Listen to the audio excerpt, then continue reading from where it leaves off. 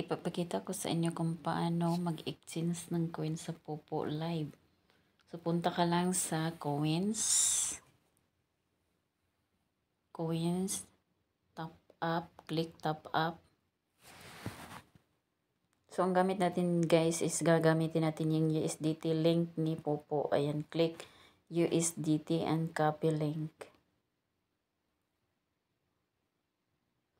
Punta tayo sa points. Click points. Click withdraw now. Then click USDT TRC20. So view, enter password, pin password. I-delete mo lang yung naka-bind na. So i-copy paste mo lang yung link na kinakopy mo doon sa i-wait mo lang na mag-blue ang check. Then bind successfully. And click withdraw now.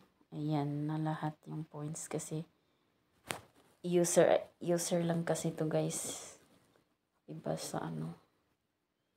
Ayan, i-confirm mo lang siya by entering password. Yan. So 103 yung coins natin sa out of 106 or $1061. So mas maganda to kasi kaysa